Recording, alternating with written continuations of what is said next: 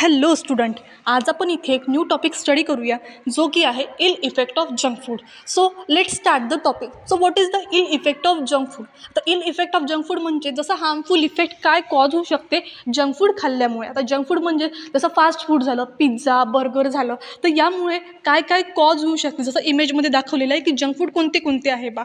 तर इल इफेक्ट बघूया किंवा हार्मफुल इफेक्ट काय आहे जंक फूड खाल्ल्यामुळे. First cause digestive problems. तर पहिले काय कॉज होईल, डायजेस्टिव्ह प्रॉब्लेम्स डेव्हलप होईल. जसं ॲसिडिटी झालं किंवा स्टमक पेन किंवा पोट दुखायला लागेल, हे काय कॉज होऊ शकते जंक फूड खाल्ल्यामुळे. Then cause liver damage. आता जंक फूड खाल्ल्यामुळे आणखी काय कॉज होऊ शकते, जसं लिव्हरचे जे एन्झाईम्स आहे ते एन्झाईम्स काय करेल, हा पूर्ण डिस्ट्रॉय करून टाकेल.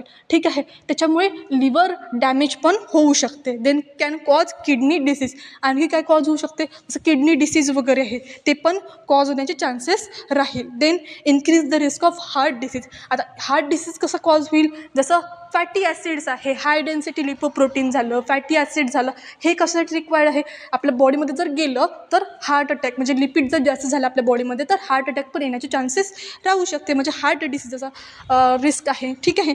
Then can increase the risk of cancer of digestive system. आता इन्क्रीज द रिस्क आहे कशाचा, डायजेस्टिव्ह सिस्टीमचा जो कॅन्सर आहे म्हणजे स्टमक रिलेटेड किंवा मग आतड्यां रिलेटेड जो काही कॅन्सर होईल तर त्याचा पण रिस्क राहू शकते. का बरं, कारण त्या जंक फूड म्हणून आपल्याला न्यूट्रियंट्स विटॅमिन्स हे तर मिळतच नाही आहे, पण जे फॅटी ॲसिड्स आहे, सॅक्रिन्स आहे, तर ते काय मिळेल त्याच्यामधून मिळेल. ठीक आहे. Then cause fluctuation in blood sugar level. त्याच्यानंतर फ्लक्च्युएशन होईल ब्लड शुगर लेवलमध्ये, खाली जास्त कमी जास्त वगैरे नाही का, तर ते होऊ शकते. का बरं, कारण सॅक्रिन झालं किंवा शुगरचे जे प्रोडक्ट्स आहेत ते जर खाल्ल्यामुळे शुगर ब्लड शुगर लेवल काय होईल, फ्लक्च्युएशन होऊ शकते. Can weak and tiredness. आणखी जसं विकनेस किंवा टायर्डनेस. आता त्या जंक फूडमधून आपल्याला न्यूट्रियंट्स मिळतच नाही आहे तर थकवा आल्यासारखं किंवा मग असं अस्वस्थ विकनेस जाणवेल. ठीक आहे. त्याच्यानंतर cause depression and along the teenage.